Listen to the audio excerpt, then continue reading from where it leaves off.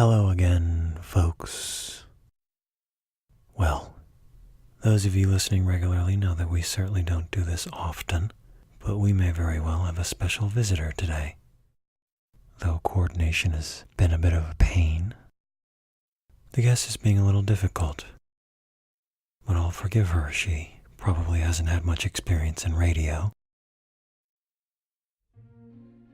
All through last night and through morning we've been trying to get her to come into the studio here, but she seems a little shy, scurrying off and hiding every time I open the hatch. Which is fine, she can do as she pleases, of course. Just that then she'll come back. Ugh. Right on cue. You know, I haven't seen a living thing larger than a paperclip in probably over a year now. And while on one hand I know this moment merits some reverence, boy does she remind me of my neighbor's terrible mutt growing up. Rocky. No one ever knew when or why Rocky was gonna yap from that backyard.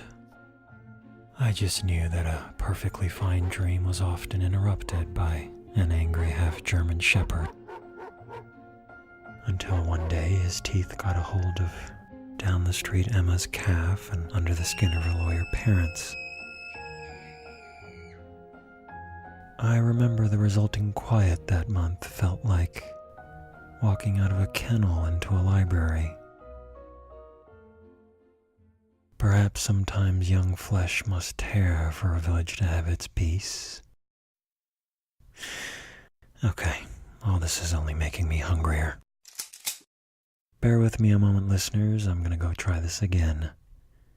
This is No Hope Radio.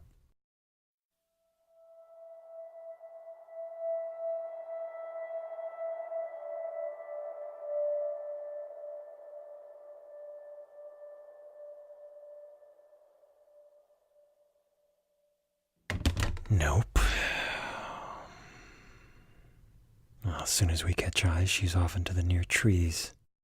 Skinny, but quick this one, even with that limp. Either she's injured or one of her legs is shorter than the others. I can't quite tell. And I'm not quite sure what her showing up in these parts signifies.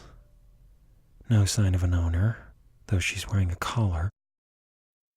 She belongs to someone, or did.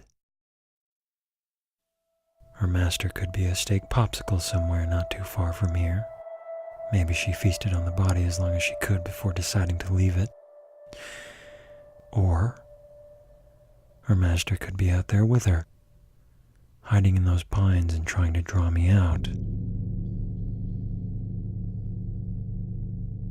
It's certainly what I would do if I weren't in here. And as soon as I had me outside, curious enough to leave this post and traipse out into those near trees,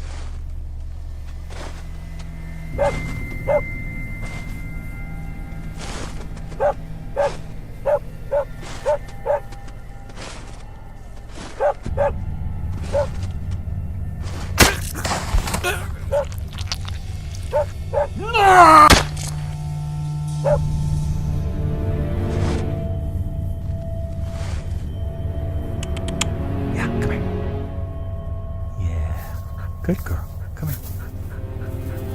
Yeah, fresh.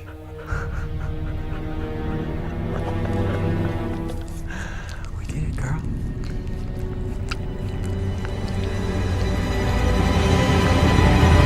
Or I wonder if the radio signal simply drew little Miss Barker here.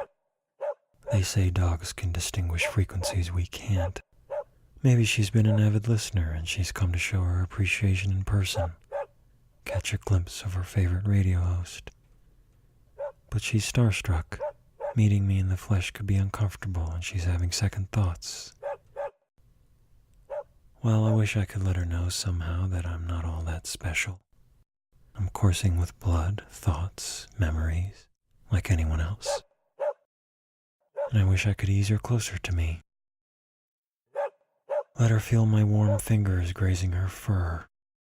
maybe a little lick across my mouth to tell me she's accepting me as her new caretaker. I'll get her in my grasp eventually, and if her master is indeed out there with her, he'll make a few good meals as well.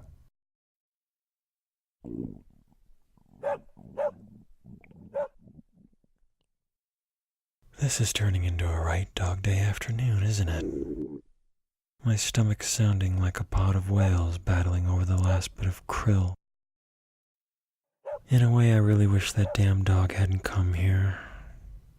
The thought of eating any more long frozen sinew now has me less than enthusiastic, when I can practically taste that gristly, gamey meat out there behind that noise.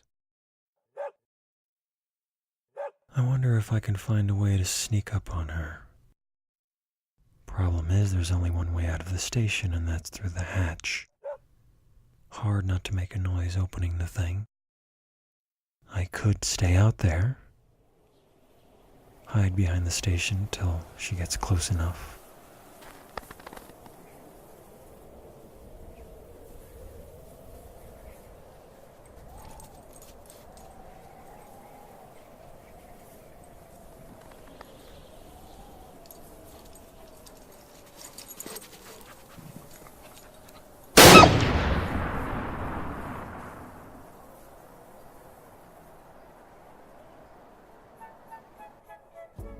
But if I'm honest, I'm not sure I should be wasting a shot for the mere luxury of fresh meat for a week, if that. As always, listeners, the lines are open for any suggestions here. Well, that's a silly suggestion. If you didn't just hear that, Mrs. Mop thinks I should name the dog. I guess she feels that would be a productive use of time here on the show. Well, you're absolutely right. I am being passive-aggressive because that's my intention. We're not in this to fill time, Mrs. Mop. We're here to entertain the listeners. Alright, okay. Why don't we just do the bit? Sure, we can make a top 10 out of it, even though we did a top 10 yesterday. Trying to mix it up here, but... Number 10. Scruffy. Number 9. Limpy. Number 8. Barky. Number 7. Dinner. Number 6. Breakfast. Number 5.